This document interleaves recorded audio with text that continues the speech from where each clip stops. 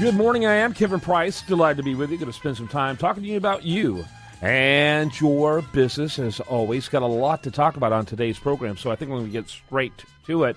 With Paul Carroll, he's a regular contributor on The Price of Business. Great company, efficientwealthmanagement.com, by the way, is how you find him online. And it's a very unique firm that I think is making a difference in the way people invest money. And I consider him a thought leader when it comes to the investment front. Paul, good to talk to you as always. And it looks like you have an interesting guest. Why don't you tell us a little bit more about Efficient Wealth Management and introduce us to your guests? Good morning, Kevin. Thank you. Efficient Wealth Management is a boutique wealth management firm based here in the Woodlands, Texas. And what we do is, using a consultative approach and working with a team of experts, is we help our clients not just protect their wealth, but also mitigate their taxes, take care of their heirs, protect their assets from being unjustly taken, and also maximize the impact of charitable planning. And so part of this, taking care of our heirs, is taking care of their college and funding that college. And someone that we've worked with and we think highly of is an organization called the College Money Guys. And I'd like to introduce you to Brannon Lloyd, who's the president and CEO of this great group. Very good. Welcome to the program, Brannon. And kind of give us your elevator speech to get started. Well, the College Money Guys essentially makes college cheaper. That's what we do. We work with parents and their students to position them properly and do the college selection process to ensure that that free money for college is coming to that student from the colleges and universities that they are interested in attending. Okay, very good. Paul? So, Brannon, tell me, just as a kickoff, what's a great success story for your business? Well, we typically play in the affluent market, if you will. The average income of one of our clients is about $180,000 a year, adjusted gross income. And so, as you can imagine, not a lot of need-based aid is coming to these families. The financial aid formulas typically work against these families. Even if you're looking at a school that may cost $60,000 a year, which is not uncommon these days in a private school setting, you're not going to come up with a lot of money being given to you from aid. So as an example, we have a family.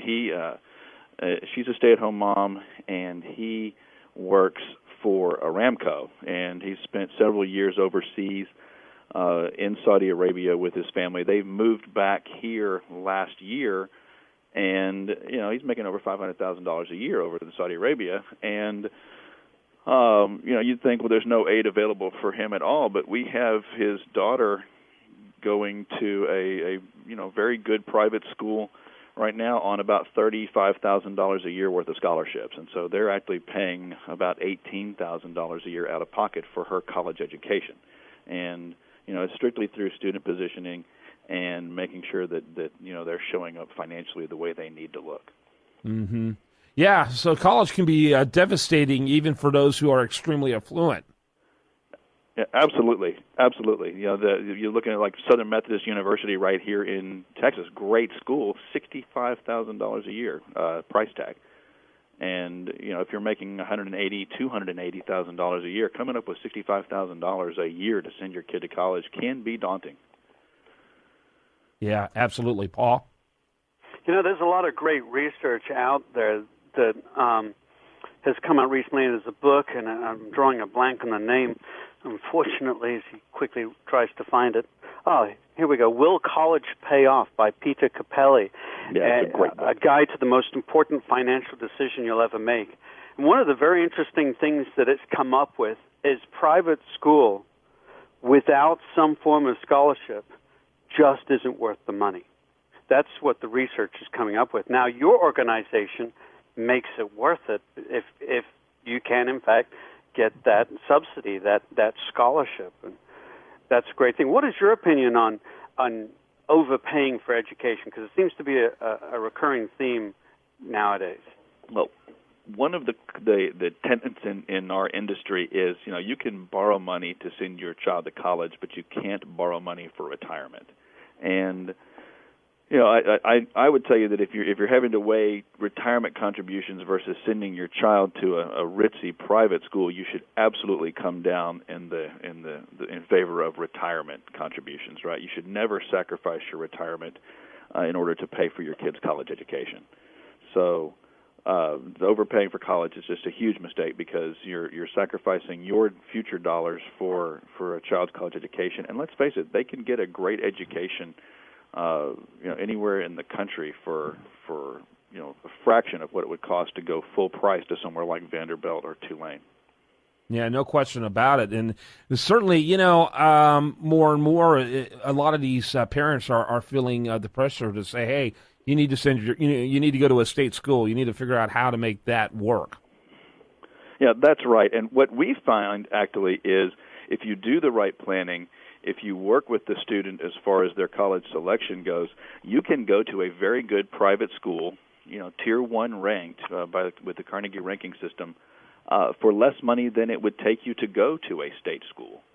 And if you couple that with the fact that a lot of times at a state school you're not going to graduate in 4 years, the typical student and to the average student now in the state of Texas takes 4.9 years to graduate from a state school, whereas at a private school it's 4.1. It can be much more affordable to send your child to private school. Yeah, no question about it. Paul? Yeah, in fact, we deal with this issue a lot with our clients, and my take is if you can get them into a Baylor and get the scholarship, do it. But if they lose the scholarship because they drop the ball, maybe partying, you need to pull them out because the return on investment, if you're paying full freight, is not worth the tuition. That's true. The other thing I was going to ask you, though, is tell us more about, you have workshops. What do you guys do? Well, how do you do it? I've asked that a lot. That's a great question. We do free workshops all over the city. You can register by going to collegemoneyfortexans.org. It's collegemoneyfortexans.org. And those workshops essentially outline ways that any family, regardless of their income level, can save money on college. We try to dispel a lot of the myths that are out there and essentially, kind of teach them what it is we do. Because let's face it, we do this for our families, but you can do it yourself. You just have to do the research and understand the way the process works. So there's a lot of opportunity cost involved with that, though, isn't it? It seems to me like and the mistakes are so consequential if you don't do it right. It's not like you can do a redo. It isn't playing Monopoly, and so you can really hurt yourself in that process. What do you think about community colleges? We like community colleges for the right student. One of the things that we'll always do with our families, if they're interested in the community college route, is run kind of a scenario using both schools. Okay, if we go to community college for 2 years and then transfer, we pretty much know that we're going to end up paying full price for those final 2 years at whatever college the student lands, right? So then we'll run, okay, what if we apply to a 4-year school and get $35,000, $40,000 a year in scholarships? Is it cheaper to go that route? And it depends. It varies. But most often we'll find that it's, believe it or not, cheaper to go to a private school for 4 years than it is to do a 2+2 with community college in a state school. Yeah, I got to tell you, the year I graduated, our valedictorian did his first 2 years at community college. It was a B student there, but they don't transfer to quality grade. Only the grade, the credit itself. He was a 4.0 his last 2 years, and so he ended up being our valedictorian. Yeah, that's a great strategy. And it doesn't say. I guarantee his diploma does not say, community college transfer. No. His sheepskin just has the name of the university from which he graduated. Right? Absolutely, so, it did. Yeah. I kind of envied him, to be honest with you. All right, Paul Carroll, you need to wrap up the segment for us, which has, by the way, been a very practical and a really good one. Well, I must actually confess I did exactly that. I was in the Air Force. I went to the community college for the Air Force. I got 2 years and transferred to University of Maryland. The grades didn't go with me. They didn't even give grades, actually. They just passed, fail, and I was able to get a 4.0 at the University of Maryland and graduate summa cum laude. See, here I am trying to cover for you, and then you do things like that. But yeah, no. Okay. You know, we all have our path in life. That's right. Paul, you're always about smart financial strategies. He's right? one of the brightest people I know when it comes to not only. I mean, Paul is the quintessential trusted advisor. I don't care what the deal is that I would be working on. If I needed some additional wisdom and some creative thinking, Paul would be my go-to guy. So that doesn't surprise me you did that at all. So I now envy you too. Congratulations. Thank you. Now I'm blushing. I appreciate that. With that, we took our closing time, but I think that was a great close anyway. Paul Carroll, thanks so much for a great guest. I appreciate it so much. And we appreciate Brannon Lloyd for being our guest as well. The College Money Guys, make sure you put in thecollegemoneyguys.com. And then, of course, you can reach Paul at efficientwealthmanagement.com. Thanks, gentlemen. All right, thank you. All right, when we come back, much more for you. I do want to remind you, best content here shows up over there at usatoreview.com, and this is The Price of Business.